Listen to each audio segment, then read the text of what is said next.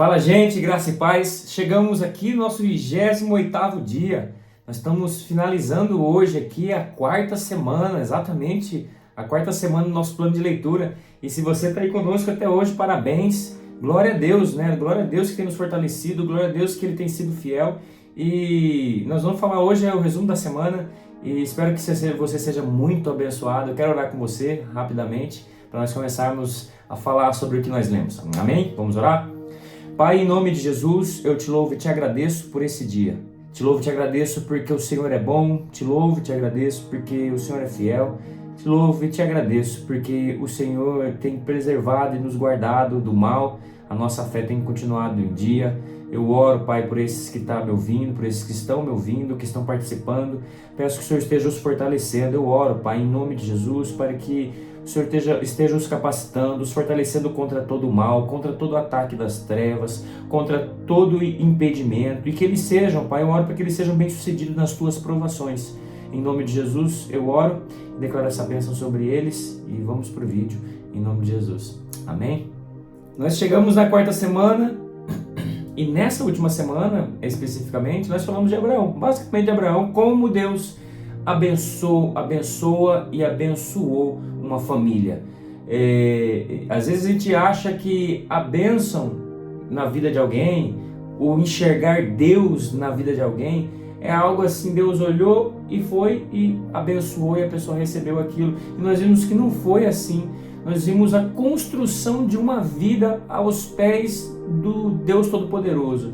Nós vimos a diferenciação da conduta, da postura, do jeito de se relacionar, do jeito de enfrentar desafios e problemas de Abraão em detrimento, em comparação às pessoas ao seu redor, ao seu sobrinho, aos filhos do seu sobrinho, aos seus próprios filhos. A forma como Abraão enfrentou os problemas é muito diferente da forma como os seus filhos, seu neto, enfrentou os problemas, as pessoas ao redor.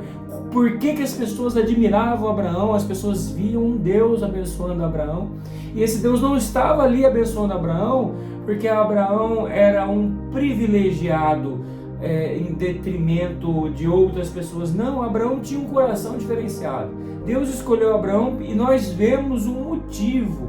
Não sabemos se é esse o motivo, mas nós vemos o motivo pelo qual Deus escolhe Abraão. Ele é chamado na Bíblia de amigo de Deus porque ele creu contra as esperanças. Ele continuou amando a Deus, confiando a Deus, mesmo parecendo que ele ia perder tudo. Ele queria muito ter um filho, ele queria muito a herança dele. Tudo que ele mais imaginou, tudo que ele mais sonhou, tudo que ele mais desejou, não eram as riquezas que Deus havia o capacitado a ter, ou que ele havia construído ali. Não eram os bens, não era a construção familiar, não era o sucesso de prosperar numa terra que é difícil de prosperar, uma terra desértica, mas que se tornou terra que mana leite e mel. Não era nada disso. Ele queria um filho e Deus prometeu um filho, deu esse filho, e um certo dia Deus pediu esse filho de volta. E sabe, esse cara nem tremeu, ele confiou que Deus é poderoso, é fiel, ele é bondoso, ele é misericordioso. Abraão não estava preocupado em olhar para dentro de si: poxa,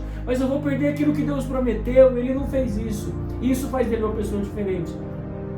Nós vemos aí o tema central disso aqui: a fé de um homem muda a história de uma geração. A fé de um homem.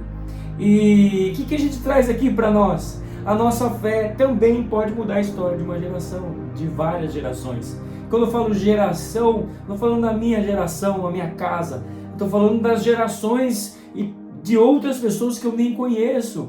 Abraão vivia ali num contexto, sua família que recebeu sim por herança, né, a fé nesse Deus, mas não só a sua família, os servos da sua casa criam naquele Deus. Abraão era uma pessoa muito transparente na sua fé. Ele dá o testemunho das pessoas da casa, de um servo dele crendo e glorificando ao Deus dele, mostra que ele não escondia a sua fé num compartimento da vida. Ele não tinha uma fé na hora de cuidar dos gados e uma fé particular na hora de entrar dentro de um lugar, de um ambiente espiritual. Ele mostra isso ao dar a oferta lá dos espólios, de guerra lá, o dízimo dos espólios de guerra a Melquisedeque. A Bíblia vai mostrando a construção de quem Abraão é, e existe um motivo para isso. Tá certo que a fé de Abraão ela é um pouco diferente da fé que devemos ter hoje em dia, mas ela é perfeitamente aplicável aqui, porque Abraão não precisava crer num Salvador que ia livrá-lo do pecado. Não era essa a fé que Abraão tinha no Deus dele, mas essa é a fé que nós precisamos ter. Abraão, ele é como se fosse uma peça de um quebra-cabeça, de um mosaico que está sendo construído até chegar em Jesus. Hoje nós conseguimos olhar para Jesus, olhar para trás na história da Bíblia, de como que foi construído através de Abraão e muitos outros homens que iremos conhecer e falar, uau, eu preciso entender que eu não recebo Jesus acreditando porque para benefício próprio, sabe? Eu não tenho a fé em Jesus porque eu quero a minha bênção. Porque se Abraão tivesse a fé em Deus porque ele queria a bênção dele, ele não entregaria tão livremente o filho no qual Deus o prometeu e ele amava muito. A mesma fé devemos ter em Jesus hoje. Nós precisamos olhar para Jesus e entender que ele não é a minha bênção, ele é a minha salvação. E eu serei abençoado, abençoando outras pessoas, porque eu depositei a minha fé nele. E a fé que eu deposito em Jesus é como a fé que Abraão depositou em Deus ao salvar seu filho. É uma fé que eu creio contra as esperanças. Por que crer contra as esperanças em relação a Jesus? Porque eu olho para dentro de mim e vejo o pecado, se eu der mole, se eu vacilar, crescendo e tomando conta de mim. Eu olho para dentro de mim e vejo erros, eu vejo pecados do passado, eu vejo pessoas que eu magoei, eu vejo uma história dolorosa, mesmo que eu tenha me arrependido disso. O fato de eu me arrepender dos meus pecados passados não apagam a história de que isso aconteceu, de que eu machuquei pessoas, de que eu fui grosso, de que eu fui violento, de que eu falei palavrões e fui denegrir a imagem de Deus, eu maculei a honra de Deus.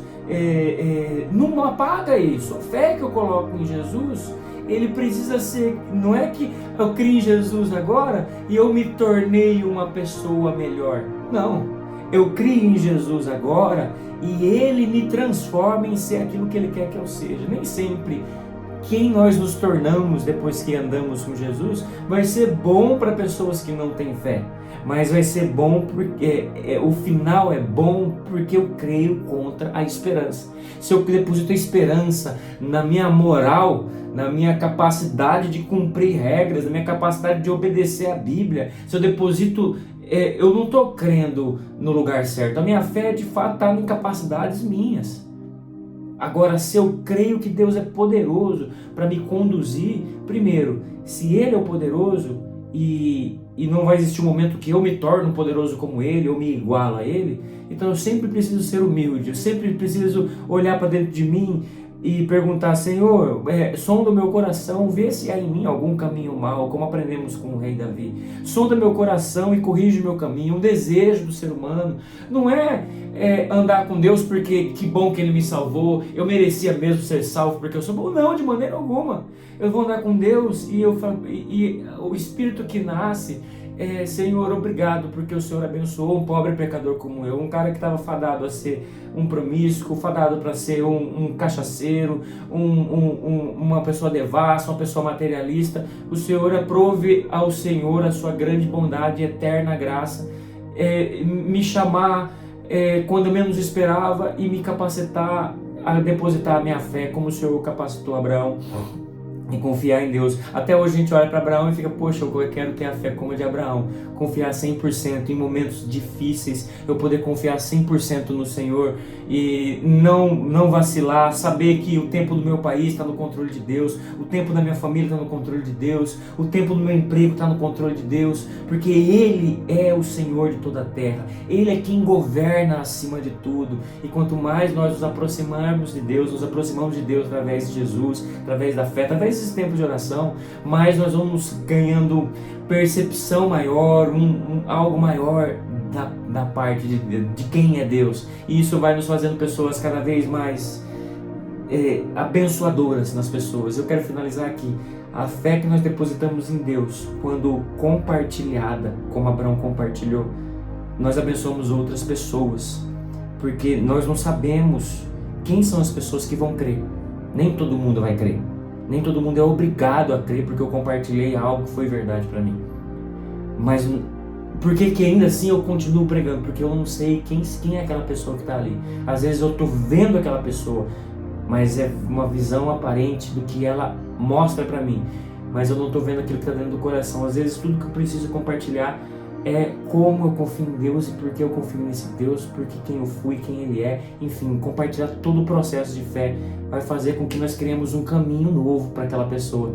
E se aquela pessoa é uma pessoa que está no tempo dela, aquela terra está boa, como diz Jesus, aquele solo é um solo bom, essa semente que não parece inofensiva e que uma semente que não frutifica fácil, talvez entre num solo muito bom. Não é a semente que é ruim, a semente sempre é boa, mas quem faz a semente crescer é o solo no qual essa semente é jogada. Às vezes é um coração que parece duro, mas não é. Acha um caminho ali que perfura a dureza, perfura e a raiz entra e aquela pessoa tem uma vida transformada, não mais por você, mas por uma semente que frutificou. Você não foi só o semeador, e nós somos isso, gente. Nós somos semeadores de uma semente poderosa. E que você seja um semeador. Aqui não dá pra gente falar que Abraão era um semeador, mas de certo modo Abraão, ele compartilhou de forma transparente para os seus servos, seus filhos, a qualidade da fé, como ele cria naquele Deus. E isso foi levado para as outras gerações. Que nós possamos compartilhar a nossa fé também de forma honesta, de forma sincera, de forma verdadeira, que você possa crescer na fé nessa semana e nas semanas que virão. Em nome de Jesus, eu declaro essa bênção sobre você, declaro essa palavra sobre a sua vida. E vamos que vamos. Forte abraço e tamo junto.